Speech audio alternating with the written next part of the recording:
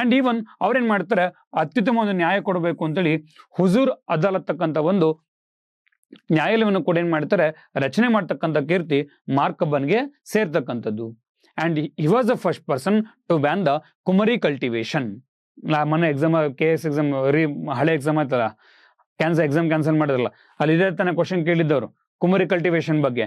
S ನೋಡಿ, kumari cultivation ban ಮಾಡಿದ್ದು Mark Cubbon. ನೀವು ಅದೊಂದು ಐಡಿಯಾ ಇತ್ತು ಅಂತಂದ್ರೆ ಆ ಹೋಲ್ ಕ್ವಶನ್ ನೀವು ಆನ್ಸರ್ ಮಾಡ್ಬೋದಿತ್ತು. ಯಾಕೆ ಅಂತಂದ್ರೆ ಎರಡನೇ ಆಪ್ಷನ್ ಅನ್ನು ಇಯರ್ ಕೇಳಿದ್ನಲ್ವಾ, ಅದಕ್ಕೋಸ್ಕರನೇ ಇದನ್ನ ಬ್ಯಾನ್ ಮಾಡಿದ್ದು ಮಾರ್ಕ್ ಕಬ್ಬನ್ ಕಾಲದಲ್ಲಿ. ಅಂದ್ರೆ 1831 ಇಂದ 1881 ಈ ಒಂದು ಪೀರಿಯಡ್ ಒಳಗೆ ಇದನ್ನ ಬ್ಯಾನ್ ಮಾಡಿರ್ತಕ್ಕಂಥದ್ದು. ಸೊ ಕುಮರಿ ಕಲ್ಟಿವೇಶನ್ ಅಂದ್ರೆ ಏನು ಅಂತಂದ್ರೆ ಸ್ಥಳಾಂತರ ಒಂದು ಬೇಸಾಯ ಪದ್ಧತಿ, ಅಥವಾ ನಾವು ಶಿಫ್ಟಿಂಗ್ ಕಲ್ಟಿವೇಶನ್ ಅಂತ ಕರಿತೀವಿ. ವೆಸ್ಟರ್ನ್ ಘಾಟ್ಸ್ ಗಳಲ್ಲಿ, ನಮ್ಮ ಕರ್ನಾಟಕ ಮತ್ತು ಕೇರಳ ಭಾಗದಲ್ಲಿ ಸರ್ವೇ ಸಾಮಾನ್ಯವಾಗಿ ಕಂಡುಬರ್ತಕ್ಕಂಥ ಒಂದು ಸ್ಥಳಾಂತರ ಒಂದು ಬೇಸಾಯ ಪದ್ಧತಿ ಆಗಿದೆ. ಸೊ ಇವ್ರ ಕಾಲದಲ್ಲೇ ಕರ್ನಾಟಕಕ್ಕೆ ಏನ್ ಮಾಡ್ತಾರೆ, ಮೊಟ್ಟ ಮೊದಲ ಬಾರಿಗೆ ಒಂದು ರೈಲ್ವೆ ಒಂದು ಮಾರ್ಗವನ್ನ ಹಾಕ್ತಾರೆ. ಅದು ಕೂಡ ಬೆಂಗಳೂರಿನ ಏನ್ ಮಾಡ್ತಾರೆ, ತಮಿಳುನಾಡಿನ ಒಂದು ಜೊಲ್ಲಾರ್ಪೇಟೆವರೆಗೆ ಏನ್ ಮಾಡ್ತಾರೆ, 1859 ಏನ್ ಮಾಡ್ತಾರೆ, ಮೊಟ್ಟ ಮೊದಲ ಬಾರಿಗೆ ಲೇಡ್ ಡೌನ್ ಮಾಡ್ತಕ್ಕಂಥದ್ದು. ನಮ್ಮ ಒಂದು ಇಡೀ ಇಂಡಿಯಾ ಇತಿಹಾಸದಲ್ಲಿ ಮೊಟ್ಟ ಮೊದಲ ಬಾರಿಗೆ ರೈಲ್ವೆ ಹಳಿ ಸ್ಟಾರ್ಟ್ ಆಗಿದೆ ಯಾವಾಗ, 1853 Mumbai to the place of the Thane ಅಂತ ಕರಿತೀವಿ, ಅಲ್ಲಿವರೆಗೆ ಲೇಡ್ ಡೌನ್ ಮಾಡಿದ್ರು. 1859 ಬೆಂಗಳೂರಿನಿಂದ ತಮಿಳುನಾಡಿನ ಒಂದು ಜೊಲ್ಲಾರ್ಪೇಟೆಗೆ ಹಾಕ್ತಾರೆ. ಅಂಡ್ ಅಷ್ಟೇ ಅಲ್ದೇನೆ, ಸೊ ಇವ್ರನ್ನ ಯಾರನ್ನ ಲಾರ್ಡ್ ಡಾಲೋಸಿನಿ ಅಂತ ಕರೀತಾ ಹೋಗ್ತೀವಿ ನಾವು, ಫಾದರ್ ಆಫ್ ರೈಲ್ವೇಸ್ ಅಂತ ಕರೆದ್ರೆ, ಅದೇ ರೀತಿಯಾಗಿ ಲಾರ್ಡ್ ಮೇಯನ್ನ ಫಾದರ್ ಆಫ್ ಸ್ಟೇಟ್ ರೈಲ್ವೇಸ್ ಅಂತಾನು ಕೂಡ ಇಲ್ಲಿ ಕರೀತಕ್ಕಂಥದ್ದು. And he was the first person who introduced a concept of annual administration. ನಾವು ಇವತ್ತು ಕೂಡ ಅಷ್ಟೇ, ಪ್ರತಿ ಡಿಪಾರ್ಟ್ಮೆಂಟ್ ಏನ್ ಮಾಡತ್ತೆ, ಅಲ್ಲಿ ವಾರ್ಷಿಕ ವರದಿನಲ್ಲಿ ಸಬ್ಮಿಟ್ ಮಾಡತ್ತೆ. ಆ ವಾರ್ಷಿಕ ವರದಿ ಕಾನ್ಸೆಪ್ಟ್ ತಗೊಂಬಂದಿದ್ದೆ ಈ ಒಂದು ಮಾರ್ಕ್ ಕಬ್ಬನ್ನ ಒಂದು ಕಾಲದಲ್ಲಿ. ಅಂಡ್ ಇವ್ರೇನ್ ಮಾಡ್ತಾರೆ, ಕರ್ನಾಟಕದಲ್ಲಿ PWD ಇಲಾಖೆ, ಲೋಕೋಪಯೋಗಿ ಇಲಾಖೆ ಅಂತ ಕರಿತೀವಿ, ಅದನ್ನೂ ಕೂಡ ಸ್ಟಾರ್ಟ್ ಮಾಡಿದ್ದು ಲಾರ್ಡ್ ಡಾಲೋಸಿನಿ. ಅದನ್ನ ಮೊಟ್ಟ ಮೊದಲ ಬಾರಿಗೆ ಏನ್ ಮಾಡ್ತಾರೆ, ಮೈಸೂರಲ್ಲಿ ಇಂಪ್ಲಿಮೆಂಟೇಶನ್ ಕೂಡ ಇಲ್ಲಿ ಮಾಡ್ತಕ್ಕಂಥದ್ದು. ಬೆಂಗಳೂರಿನಲ್ಲಿ ಟ್ರಿನಿಟಿ ಚರ್ಚ್ ಅದನ್ನು ನಿರ್ಮಾಣ ಮಾಡ್ತಾರೆ. ಇವತ್ತಿನ ಒಂದು ರಾಜಭವನ್ ಅದು ಕೂಡ ನಿರ್ಮಾಣ ಮಾಡಿದ್ದೀವ್ರೇನೆ. And where the commissioner used to stay. ಹೇಗೆ ಇವತ್ತು ರಾಷ್ಟ್ರಪತಿ ಭವನವನ್ನ ನಾವು ವೈಸ್ರಾಯ್ಸ್ ಭವನ ಅಂತ ಕರಿತೀವೋ, ನಮ್ಮ ರಾಜಭವನ್ ಕೂಡ ಏನಾಗಿತ್ತು, ಅವತ್ತಿನ ಕಾಲದಲ್ಲಿ ಈ ಕಮಿಷನರೇಟ್ ಉಳ್ಕೊಳ್ಳೋಕಿರ್ತಕ್ಕಂಥ ಒಂದು ಭವನ ಆಗಿತ್ತು. ಅಂಡ್ ಜೊತೆಗೆ ಏನ್ ಮಾಡ್ತಾ ಹೋಗ್ತಾರೆ, ಇವರು ಕನ್ನಡ ಭಾಷೆನಲ್ಲಿ ಅಧಿಕೃತ ಒಂದು ಭಾಷೆನ ಕೂಡ ಏನ್ ಮಾಡ್ತಾರೆ, ಡಿಕ್ಲೇರ್ ಮಾಡ್ತಕ್ಕಂಥ ಒಂದು ಕೀರ್ತಿ ಮಾರ್ಕ್ ಕಬ್ಬನಿಗೆ ಸಲ್ಲುತ್ತೆ. ಇವನ್ ಕಾಲದಲ್ಲಿ ಹೇಳೋದಾದ್ರೆ, ಇವಾಗ ಕಬ್ಬನ್ ಪಾರ್ಕ್ ಅಂತ ಕರಿತೀವಿ, ಇದನ್ನ ಮುಂಚೆ 10ನೇ ಒಂದು ಜಯಚಾಮರಾಜ ಒಡೆಯರ್ ಪಾರ್ಕ್ ಅಂತಾನು ಕೂಡ ಇಲ್ಲಿ ಕರಿತಾ ಇದ್ವಿ.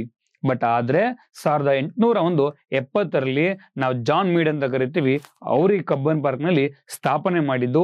ಬಟ್ ಇದಕ್ಕೆ ಮುಖ್ಯ ಇಂಜಿನಿಯರ್ ಯಾರಾಗಿದ್ರು ಅಂತಂದ್ರೆ ರಿಚರ್ಡ್ ಸ್ಯಾಂಕಿ ಟ್ಯಾಂಕಿ ಅಂತ ಕರಿತೀವಲ್ವಾ, ಆ Richard Sankey, he was the chief architect of the formation of the Bengaluru Cubbon park. Next ಬರ್ತಕ್ಕಂಥ ಕಮಿಷನರ್ ಬೆಂಥೆಮ್ ಬೌರಿಂಗ್ ಅಂತ, ಲಿವಿಸ್ ಬೆಂಥೆಮ್ ಬೌರಿಂಗ್ ಅಂತ ಕರೀತಾ ಹೋಗ್ತೀವಿ. ಇವರು ಕೂಡ ಆಡಳಿತಕ್ಕೆ ಬರ್ತಾರೆ. ಬಟ್ ಆಡಳಿತಕ್ಕೆ ಬಂದಾಗ ನಮ್ಮ ಇಡೀ ಮೈಸೂರು ರಾಜ್ಯ ಏನ್ ಮಾಡ್ತಾರೆ, ಆಡಳಿತನಲ್ಲಿ ತಿರುಗಾ ಸಂಘಟನೆ ಮಾಡ್ತಾರೆ. ದೇ ಹ್ಯಾವ್ ಸ್ಟಾರ್ಟೆಡ್ ದ ಆಡಳಿತ ಘಟಕಗಳಾಗಿ ನಂದಿದುರ್ಗ, ನಾಗರ ಮತ್ತೆ ಅಷ್ಟಗ್ರಾಮಗಳನ್ನ ಏನ್ ಮಾಡ್ತಾರೆ, ಆಡಳಿತ ಒಂದು ರೆವಿನ್ಯೂ ಡಿವಿಷನ್ ಆಗಿ ಮಾಡ್ತಾರೆ, ಡಿಕ್ಲರೇಷನ್ ಮಾಡ್ತಾರೆ. ಬಟ್ ಪ್ರತಿ ರೆವಿನ್ಯೂ ಡಿವಿಷನ್ ಏನ್ ಮಾಡ್ತಾರೆ, ಒಬ್ಬ ಆಯುಕ್ತರನ್ನು ಕೂಡ ಏನ್ ಮಾಡ್ತಾರೆ, ನೇಮಕ ಮಾಡ್ತಕ್ಕಂಥ ಕೆಲಸ ಈ ಲೇವಿಸ್ ಬೆಂಥೆಮ್ ಬೌರಿಂಗ್ ನ ಕಾಲದಲ್ಲಿ ನಡೀತಕ್ಕಂಥದ್ದು. ಅಂಡ್ ಅಷ್ಟೇ ಅಲ್ದೇನೆ ಸಾರ್ವಜನಿಕ ಒಂದು ಶಿಕ್ಷಣ ಇಲಾಖೆ ಏನ್ ಮಾಡ್ತಾರೆ, ಪ್ರಾರಂಭ ಮಾಡ್ತಕ್ಕಂಥದ್ದು.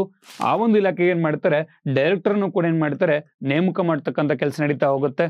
ಜೊತೆಗೆ ಹೋಬಳಿಯ ಒಂದು ಶಾಲೆ ಯೋಜನೆ ಅಂತಾನು ಕೂಡ ಏನ್ ಮಾಡ್ತಾರೆ, ಸ್ಟಾರ್ಟ್ ಮಾಡ್ತಕ್ಕಂಥ ಕೆಲಸ ಬೆಂಥೆಮ್ ಬೌರಿಂಗ್ ನಡೀತಾ ಹೋಗುತ್ತೆ.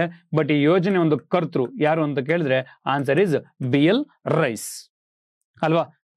ಶಾಸನಗಳ ಒಂದು ಪಿತಾಮಹ ಅಂತ ಕರೀತಿದ್ವಲ್ಲ, BL Rice. And that is the fellow is called as the person who behind the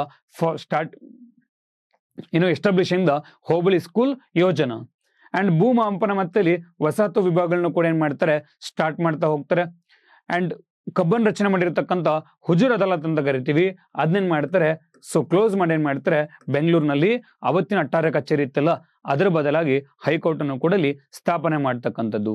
ಯಾಕೆ ಅಂತಂದ್ರೆ ಆಲ್ಮೋಸ್ಟ್ ಆಲ್ ಈ ಒಂದು ಟೈಮಲ್ಲೇ CRPC ಮತ್ತೆ IPC ಕೋಡ್ಗಳು, IPC ಕೋಡ್ ಆಫ್ 1861 ಇದು ಆರ್ಡಿನ್ ಆಗಿರುತ್ತೆ, ಜಾರಿಗೆ ಬಂದಿರುತ್ತೆ. ಅದಕ್ಕೋಸ್ಕರ ಏನ್ ಮಾಡ್ತಾರೆ, ಈ ಹುಜೂರ್ ಅದಾಲತ್ ನ್ಯಾಯಾಲಯನ ತೆಗೆದು ಏನ್ ಮಾಡ್ತಾರೆ, ಅದರ ಬದಲಾಗಿ ಬೆಂಗಳೂರಲ್ಲಿ ಹೈಕೋರ್ಟ್ ಏನ್ ಮಾಡ್ತಾರೆ, ನಿರ್ಮಾಣವನ್ನಲ್ಲಿ ಮಾಡ್ತಕ್ಕಂಥದ್ದು. ಇನ್ನ 62ರಲ್ಲಿ ಇನಾಮ್ ಆಯೋಗ ಸ್ಥಾಪನೆ ಮಾಡ್ತಾರೆ. 1864ರಲ್ಲಿ ಬೆಂಗಳೂರಿನ ಪುರಸಭೆಗೆ ನೇಮಕ ಮಾಡ್ತಾರೆ. ಅದೇ ವರ್ಷ ಬೆಂಗಳೂರಲ್ಲಿ ಏನ್ ಮಾಡ್ತಾರೆ, ನೋಂದಣಿ ವ್ಯವಸ್ಥೆಯನ್ನು ಕೊಡಲಿ ಸ್ಟಾರ್ಟ್ ಮಾಡ್ತಕ್ಕಂಥದ್ದು. ರಿಜಿಸ್ಟ್ರೇಷನ್ ಎಲ್ಲ ಒಂದು ಆಸ್ತಿಯವರು ಇವತ್ತಿನ ಒಂದು ಪ್ರಾಪರ್ಟಿ ರಿಜಿಸ್ಟ್ರೇಷನ್ ಅಂತ ಕರಿತೀವಲ್ವಾ, ಅದನ್ನೇನ್ ಮಾಡ್ತಾರೆ, ಮೊಟ್ಟ ಮೊದಲ ಬಾರಿಗೆ ನಮ್ಮ ಬೆಂಗಳೂರಿನಲ್ಲೇ ತಗೊಂಡ್ಬಂದಿದ್ದು. ಅಂಡ್ ಜೊತೆಗೆ the lord Cornwallis, he was the person who created the DSP post and IGP post. ಅದನ್ನು ಕೂಡ ಏನ್ ಮಾಡ್ತಾರೆ, ಮೊಟ್ಟ ಮೊದಲ ಬಾರಿಗೆ ಅಡಾಪ್ಟೇಷನ್ ಆಗಿದ್ದು ಎಲ್ಲಿ ಅಂತ ಕೇಳಿದ್ರೆ ನಮ್ಮ ಒಂದು ಮೈಸೂರಿನ ಒಂದು ಪ್ರಾಂತದಲ್ಲಿ. ಅಂಡ್ ಬೆಂಗಳೂರು ಏನ್ ಮಾಡ್ತಾ ಹೋಗ್ತಾರೆ, ಸೆಂಟ್ರಲ್ ಕಾಲೇಜ್ ಮತ್ತೆ ಸೆಂಟ್ರಲ್ ಜೈಲ್. ಇವತ್ತಿನ ಒಂದು ಫ್ರೀಡಂ ಪಾರ್ಕ್ ಅವತ್ತಿನ ಒಂದು ಸೆಂಟ್ರಲ್ ಜೈಲ್ ಆಗಿತ್ತು. ಬಟ್ ಇವಾಗ ಏನ್ ಮಾಡಿದೀವಿ, ಊರ್ ಹೊರಗೆ ಪರಪ್ಪನ ಗ್ರಹ ನಿರ್ಮಾಣ ಮಾಡಿಕೊಂಡು ಅಲ್ಲಿಗೆ ಸ್ಥಳಾಂತರ ಆಗಿರ್ತಕ್ಕಂಥದ್ದು. ಅಂಡ್ ಇವ್ರ ಕಾಲದಲ್ಲೇ 1862ರಲ್ಲಿ IPC ಕೋಡ್ ಮತ್ತೆ CRPC ಕೋಡ್ ಎರಡು ಕೂಡ ಓಕೆ ಬರುತ್ತೆ. ಬೆಂಗಳೂರಿನಲ್ಲಿ ಒಂದು ವಸ್ತು ಸಂಗ್ರಹಾಲಯ ಕೂಡ ನಿರ್ಮಾಣ ಮಾಡ್ತಾರೆ. ಜೊತೆಗೆ ಲೇಡಿ ಕರ್ಜನ್ ಅಂತಕ್ಕಂಥ ಒಂದು ಲೇಡಿ ಕರ್ಜನ್ ಅವರ ನೆನಪಲ್ಲಿ ಬೌರಿಂಗ್ ಹಾಸ್ಪಿಟಲ್ ಕೂಡ ಏನ್ ಮಾಡ್ತಾರೆ, ನಿರ್ಮಾಣ ಮಾಡ್ತಕ್ಕಂಥ ಕೆಲಸ ಇವರ ಕಾಲದಲ್ಲೇ ನಡೀತಕ್ಕಂಥದ್ದು. ಸೊ ಇದಿಷ್ಟು ಕೂಡ ನಾವು ನೋಡಿ, ಅದಕ್ಕೆ ಹೇಳೋದು ನಾವಿವಾಗ ಯಾಕೆ 1831ರಿಂದ 1881 ಅವಧಿನ ನಾವು ಮಾಡೆಲ್ ಸ್ಟೇಟ್ ಅಂತ ಕರಿತೀವಿ ಅಂತಂದ್ರೆ, ಇಟ್ಸ್ ಆಲ್ ಬಿಕಾಸ್ ಆಫ್ ಈ ಒಂದು ಈವೆಂಟ್ಗಳಿಗೆ ಅಥವಾ ಈ ಒಂದು ಕಾಂಟ್ರಿಬ್ಯೂಷನ್ಸ್ ಗಳಿಗೆ ನಾವು ಕರ್ನಾಟಕವನ್ನ ಅಥವಾ ಮೈಸೂರನ್ನ ನಾವು ಮಾದರಿ ರಾಜ್ಯ ಅಂತೇಳಿ ಕರಿತಕ್ಕಂಥದ್ದು. ನಂತರದಲ್ಲಿ ಏನಾಗ್ತಾ ಹೋಗುತ್ತೆ, ಈ ಒಂದು ಕಮಿಷನ್ ಆಡಳಿತದಲ್ಲಿ ಎಂಡ್ ಆಗತ್ತೆ. ನಂತರದಲ್ಲಿ ಅಧಿಕಾರನ ಏನ್ ಮಾಡ್ತಾರೆ, ತಿರ್ಗಾ ಒಡೆಯರಿಗೆ ಏನ್ ಮಾಡ್ತಾರೆ, ಹಸ್ತಾಂತರ ಮಾಡ್ತಕ್ಕಂಥ ಕೆಲಸ ಲಾರ್ಡ್ ರಿಪ್ಪನ್ನ ಕಾಲದಲ್ಲಿ ನಡೀತಕ್ಕಂಥದ್ದು. 1881ರಲ್ಲಿ ಮೈಸೂರು ಏನ್ ಮಾಡ್ತಾರೆ, ಪುನಃ ಬ್ರಿಟಿಷರು ನಮ್ಮ ಒಡೆಯರಿಗೆ ಇಲ್ಲಿ ಬಿಟ್ಕೊಡ್ತಕ್ಕಂಥದ್ದು. ಆ ಒಂದು ಪ್ರಕ್ರಿಯೆ ಅಂತ ಕರಿತೀವಿ ಪುನರ್ದಾನ ಪ್ರಕ್ರಿಯೆ ಅಂತ ಕರೀತಕ್ಕಂಥದ್ದು. ಸೊ ಈ ರೀತಿ ಪುನರ್ದಾನ ಮಾಡಿರ್ತಕ್ಕಂಥ ವ್ಯಕ್ತಿ ಯಾರು ಅಂತಂದ್ರೆ, the famous British governor general or viceroy is nothing but Lord Ripon. Lord Ripon ನಾವ್ರನ್ನೇಂತ ಕರಿತೀವಿ, ದ ಫ್ರೆಂಡ್ಲಿ ಸ್ಟೇಟ್ ಗವರ್ನರ್ ಅಂತ ಕರಿತಾ ಹೋಗ್ತೀವಿ.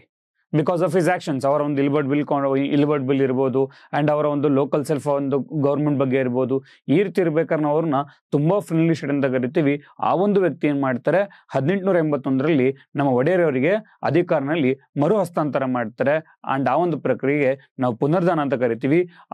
ಆ ಸಂದರ್ಭದಲ್ಲಿ ಒಡೆಯರ್ ಯಾರಾಗಿದ್ರು ಅಂತಂದ್ರೆ, ಅದುವೇ 10ನೇ ಒಂದು ಜಯಚಾಮರಾಜೇಂದ್ರ ಒಡೆಯರವರು ಆಳ್ವಿಕೆಯಲ್ಲಿ ನಡೆಸ್ತಾ ಇದ್ರು. ಅಂಡ್ ಕೊನೆಯ commissioner ಯಾರಾಗಿದ್ರು, JD Jordan.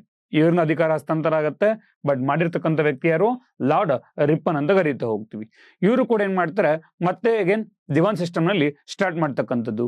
As we know who is the first ದಿವಾನ್ ಅಂತ ಕೇಳಿದ್ರೆ ದಿವಾನ್ ಪೂರ್ಣಯ್ಯ ಅಂತ ಕರೀತಾ ಹೋಗ್ತೀವಿ. ಇವ್ರು ಮತ್ತೆ ಏನ್ ಮಾಡ್ತಾರೆ, ಬಿಕಾಸ್ ಅಲ್ಲಿ 50 ವರ್ಷ ಆಗಿತ್ತು ಇವಾಗ. ಸೊ ಮಾಡೆಲ್ ಸ್ಟೇಟ್ ಬಂದಿತ್ತು, ಇವಾಗ ಕಮಿಷನರ್ ಒಂದು ಆಡಳಿತ ಬಂದಿತ್ತು. ಅದಕ್ಕೋಸ್ಕರ ಏನ್ ಮಾಡ್ತಾರೆ, ಇವಾಗ ಮತ್ತೆ again they are starting the ದಿವಾನ್ ಸಿಸ್ಟಮ್. ಅಂಡ್ ಅಷ್ಟೇ ಅಲ್ದೇನೆ, so he was the person who sponsored the Swami Vivekananda to attend the Chicago summit. 1893ರಲ್ಲಿ ಚಿಕಾಗೋ ಸಮ್ಮೇಳನ ನಡೆಯುತ್ತೆ. ಅದಕ್ಕೆ ಸ್ವಾಮಿ ವಿವೇಕಾನಂದರು ಹೋಗ್ಬೇಕಾಗಿರುತ್ತೆ. ಆ ಒಂದು ಸಮ್ಮಿಟ್ಗೆ ಏನ್ ಮಾಡ್ತಾರೆ, ಒಂದು ಫೈನಾನ್ಷಿಯಲ್ ಅಸಿಸ್ಟೆನ್ಸ್ ನ ಕೊಡ್ತಕ್ಕಂಥ ಕೆಲಸ ಈ ಒಡೆಯರರು ಮಾಡ್ತಾರೆ. ಅಂಡ್ ಈ ಒಂದು ಒಡೆಯರರು ಕಾರ್ಯನಿಮಿತ್ತವಾಗಿ ಕೋಲ್ಕತ್ತಾ ಹೋಗಿರ್ತಾರೆ. ಬಟ್ ಅಲ್ಲೇನ್ ಮಾಡ್ತಾರೆ, ಅನಾರೋಗ್ಯದಿಂದ ಏನಾಗ್ತಾರೆ, ಇವಾಗ ಅಲ್ಲೇ ತೀರ್ಕೊಳ್ತಕ್ಕಂಥದ್ದು. ನಮ್ಮ ಇಡೀ ಒಡೆಯರ್ಗಳಲ್ಲಿ ಯಾವ್ದಾರೋ ಒಬ್ಬ ಒಡೆಯರದು ಕರ್ನಾಟಕದಿಂದ ಹೊರಗೆ ಅವ್ರ ಸಮಾಧಿ ಇದೆ ಅಂತಂದ್ರೆ ಅದು 10ನೇ ಒಂದು ಜಯಚಾಮರಾಜೇಂದ್ರ ಒಡೆಯರ್ದು ಮಾತ್ರ ನಾವಿಲ್ಲಿ ನೋಡ್ತಕ್ಕಂಥದ್ದು. ಇವ್ರ ಕಾಲದಲ್ಲಿ ಒಟ್ಟು ಇಬ್ಬರು ದಿವಾನರು ಕೆಲಸ ಮಾಡ್ತಾರೆ. ಮೊದಲನೇದು ದಿವಾನ್ ಸಿ ರಂಗಚಾರ್ಲವರಾದ್ರೆ, ಇನ್ನೊಬ್ರು ದಿವಾನ್ ಪೂರ್ಣಯ್ಯ ಅಂತ ಕರೀತಾ ಹೋಗ್ತೀವಿ. ದಿವಾನ್ ಕೆ ಶೇಷಾದ್ರಿಯರ್. ಇವ್ರಿಬ್ಬರು ಕೂಡ ಏನ್ ಮಾಡ್ತಾರೆ, ಕಾರ್ಯವನ್ನಲ್ಲಿ ನಿರ್ವಹಿಸ್ತಕ್ಕಂಥದ್ದು. ಹಾಗಿದ್ರೆ ದಿವಾನ್ ಸಿ ರಂಗಚಾರ್ಲು ಅವ್ರ ಬಗ್ಗೆ ಹೇಳಬೇಕು ಅಂತಂದ್ರೆ, ಪುನರ್ದಾನ ಮಾಡಿದ್ಮೇಲೆ ಮೊಟ್ಟ ಮೊದಲ ದಿವಾನ್ರಾಗಿದ್ರು ಅಂತ ಎಕ್ಸಾಮ್ ಅಲ್ಲಿ ಕೇಳಿದ್ರೆ ಆನ್ಸರ್ ಇಸ್ ದಿವಾನ್ ಸಿ ರಂಗಚಾರ್ಲರಾಗಿದ್ರು. ಇವ್ರೇನ್ ಮಾಡ್ತಾರೆ, 1874ರಲ್ಲಿ ಒಂದು ಶೀರ್ಷಿಕೆ ಬರೀತಾರೆ. ಸೊ ಒಂದು ಲೇಖನ ಬರೀತಾರೆ. ಅದುವೇ ಮೈಸೂರಿನಲ್ಲಿ ಬ್ರಿಟಿಷ್ ಆಡಳಿತದ 50 ವರ್ಷಗಳು ಅಂತ ಬರೀತಾರೆ. ಆ ಒಂದು ಶೀರ್ಷಿಕೆ ಎಡಿಟೋರಿಯಲ್ ಏನಾಗುತ್ತಾ ಹೋಗುತ್ತೆ, ಇಡೀ ಒಂದು ಲಂಡನ್ ಅಲ್ಲಿ ಅತಿ ಹೆಚ್ಚಿನ ಒಂದು ಸುದ್ದಿ ಏನ್ ಮಾಡುತ್ತೆ, ಆ ಒಂದು ಎಡಿಟೋರಿಯಲ್ ನಮ್ಗೆ ಇಲ್ಲಿ ಮಾಡ್ತಕ್ಕಂಥದ್ದು. ಅಂಡ್ ಅಷ್ಟೇ ಅಲ್ದೇನೆ 1879ರಲ್ಲಿ JD ಜೋರ್ಡನ್ ಏನ್ ಮಾಡುತ್ತಾ ಹೋಗ್ತಾರೆ, ಇವ್ರನ್ನ ಮೈಸೂರಿನ ಒಂದು ಸೆಕ್ರೆಟರಿ ಆಗಿ, ರೆವೆನ್ಯೂ ಸೆಕ್ರೆಟರಿ ಆಗಿ ಅಪಾಯಿಂಟ್ ಕೂಡ ಮಾಡಿರ್ತಕ್ಕಂಥದ್ದು. ಅದಾದ್ಮೇಲೆ 1881ರಲ್ಲಿ ಅವರಿಗೆ ಅಧಿಕಾರನ ಹಸ್ತಾಂತರ ಮಾಡ್ತಾರೆ. ಅಧಿಕಾರ ಹಸ್ತಾಂತರ ಮಾಡಿದ್ಮೇಲೆ 1881ರಲ್ಲಿ ದಿವಾನ್ ಸಿ ರಂಗಚಾರ್ಲು ಏನ್ ಮಾಡ್ತಾರೆ, he started the Mysuru representative assembly. ಮೈಸೂರಿನ ಒಂದು ಪ್ರತಿನಿಧಿ ಸಭೆ ಏನ್ ಮಾಡ್ತಾರೆ ಆರಂಭವನ್ನಲ್ಲಿ ಮಾಡ್ತಕ್ಕಂಥದ್ದು. ಈ ಒಂದು ಏನಕ್ಕೆ ಆರಂಭ ಮಾಡಿದ್ರು, the reason is very important. ಜವಾಬ್ದಾರಿಯುತ ಒಂದು ಸರ್ಕಾರ ಬೇಕು ಅನ್ನೋ ಒಂದು ಇಂಟೆನ್ಷನ್ ಇಟ್ಕೊಂಡು ಇದನ್ನ ಏನ್ ಮಾಡ್ತಾರೆ ರಚನೆ ಮಾಡ್ತಾರೆ. ಇನಿಷಿಯಲ್ ಆಗಿ ಎಲ್ಲರೂ ಕೂಡ ಪಾರ್ಟಿಸಿಪೇಟ್ ಮಾಡ್ತಾ ಇರ್ತಾರೆ. ಎಲ್ಲರೂ ಅಂತಂದ್ರೆ ಇಲ್ಲಿ ಬರ್ತಕ್ಕಂಥದ್ದು ಭೂಮಾಲೀಕರು, ಶ್ರೀಮಂತರು, ವ್ಯಾಪಾರಿಗಳು, ಪದವೀಧರರು, ಆದಾಯ ಪಾವತಿಸ್ತಕ್ಕಂಥವ್ರು, ಇವರೆಲ್ಲರೂ ಕೂಡ ಏನಾಗ್ತಿದ್ದಾರೆ ಅಂತಂದ್ರೆ ಚುನಾಯಿತರಾಗ್ತಕ್ಕಂಥದ್ದು ಸದಸ್ಯರಾಗಿದ್ರು. ಇನಿಷಿಯಲ್ ಆಗಿ ಎಲ್ಲರಿಗೂ ಕೂಡ 1 ವರ್ಷದ ಅವಧಿ ಇದ್ರೆ, ಬಟ್ 1801 ನಂತರದಲ್ಲಿ 1894ರಲ್ಲಿ ಆ ಕಾಲಾವಧಿನ ಏನ್ ಮಾಡ್ತಾರೆ 3 ವರ್ಷಕ್ಕೆ ಇನ್ಕ್ರೀಸ್ ಮಾಡ್ತಕ್ಕಂಥ ಕೆಲಸ ಈ ದಿವಾನ್ ಸಿ ರಂಗಚಾರ್ಲೋರ್ ಕಾಲದಲ್ಲಿ ನಡೀತಕ್ಕಂಥದ್ದು. ಇನ್ನು ಹೇಳ್ಬೇಕು ಅಂತಂದ್ರೆ 1882ರಲ್ಲಿ ಅಗೇನ್ ಮತ್ತೇನ್ ಮಾಡ್ತಾರೆ, ಕರ್ನಾಟಕಕ್ಕೆ ಒಂದು ರೈಲ್ವೆ ಹಳಿನ ಹಾಕ್ತಾರೆ. ಅದು ಬೆಂಗಳೂರಿನಿಂದ ಮೈಸೂರವರೆಗೆ, ಇನ್ನೊಂದು ಬೆಂಗಳೂರಿನ ಏನ್ ಮಾಡ್ತಾರೆ ತಿಪ್ಟೂರಿನವರೆಗೆ ಒಂದು ರೈಲ್ವೆ ಕಾಮಗಾರಿಯನ್ನು ಕೂಡ ಇವ್ರ ಕಾಲದಲ್ಲೇ ಆರಂಭಿಸ್ತಕ್ಕಂಥದ್ದು. ಅಂಡ್ ಇವರು ಕನ್ನಡ ಸಾಹಿತ್ಯಕ್ಕೆ ಅಥವಾ ಕನ್ನಡ ಭಾಷೆಗೆ ಅತ್ಯಂತ ಹೆಚ್ಚಿನ ಒಂದು ಪ್ರಾಮುಖ್ಯತೆ ಕೊಡ್ತಾ ಇದ್ರು ಅಂತ ತಿಳಿದು ಬರುತ್ತೆ. ಅದು ಯಾವಾಗ ಅಂತಂದ್ರೆ ಇವ್ರೇನ್ ಮಾಡ್ತಾರೆ, ಬಸವಪ್ಪ ಶಾಸ್ತ್ರಿ ಅಂತಕ್ಕಂಥ ಒಬ್ಬ ವ್ಯಕ್ತಿ ಇವ್ರ ಕಾಲದಲ್ಲಿ ಬರ್ತಕ್ಕಂಥದ್ದು. ಅವ್ರೇನ್ ಮಾಡ್ತಾರೆ, ನಮ್ಮ ಒಂದು ಕಾಳಿದಾಸ ಕವರಿತ್ನ ಕಾಳಿದಾಸ ಬರೆದಿರ್ತಕ್ಕಂಥ ಒಂದು ಅಭಿಜ್ಞಾನ ಶಾಕುಂತಲಂ ಅನ್ನೋ ಕೃತಿನ ಏನ್ ಮಾಡ್ತಾರೆ ಕನ್ನಡಕ್ಕೆ ಅನುವಾದ ಮಾಡ್ತಾರೆ. ಅದ್ರ ಮೂಲಕ ಈ ರಂಗಚಾರ್ಲು ಅಥವಾ 10ನೇ ಚಾಮರಾಜೇಂದ್ರ ಒಡೆಯರ್ ಇವ್ರೇನ್ ಮಾಡ್ತಾರೆ, ಈ ಒಂದು ಬಸವಪ್ಪ ಶಾಸ್ತ್ರಿಗೆ ಅಭಿನವ ಕಾಳಿದಾಸ್ ಅಂತ ಏನ್ ಮಾಡ್ತಾರೆ ಒಂದು ಬಿರುದಿನಲ್ಲಿ ಕೊಡ್ತಕ್ಕಂಥದ್ದು. ಅದೇ ರೀತಿಯಾಗಿ ನಾವಿವ್ರನ್ನ ಕನ್ನಡದ ಒಂದು ನಾಟಕ ಪಿತಾಮಹ ಅಂತಾನೂ ಕೂಡ ಕರೀತಾ ಹೋಗ್ತೀವಿ. ಫಾದರ್ ಆಫ್ ಕನ್ನಡ ಥಿಯೇಟರ್ ಅಂತಾನೂ ಕೂಡ ಇವ್ರ ಕಾಲದಲ್ಲಿ ಕರೀತಕ್ಕಂಥದ್ದು. ಅಂಡ್ ಇವ್ರ ಕಾಲದಲ್ಲಿ 1882ರಲ್ಲಿ ಮೊಟ್ಟ ಮೊದಲ ಬಾರಿಗೆ KGF ಅಲ್ಲಿ ಏನ್ ಮಾಡ್ತಾರೆ, ಚಿನ್ನದ ಗಣಿನ ಒಂದು ಆರಂಭ ಮಾಡ್ಲಿಕ್ಕೆ ಟೆಂಡರ್ ಕೂಡ ಆಫರ್ ಮಾಡ್ತಾರೆ. ಆ ಟೆಂಡರ್ ಯಾರು ತಗೋತಾರೆ, ಜಾನ್ ಟೈಲರ್ ಅಂತಕ್ಕಂಥ ಕಂಪ್ನಿ ಏನ್ ಮಾಡುತ್ತೆ ಟೆಂಡರ್ ತಗೊಂಡು ನಂತರದಲ್ಲಿ ಈ ಗಣಿನ ಏನ್ ಮಾಡ್ತಾ ಹೋಗ್ತಾರೆ ಆರಂಭಿಸ್ತಕ್ಕಂಥದ್ದು.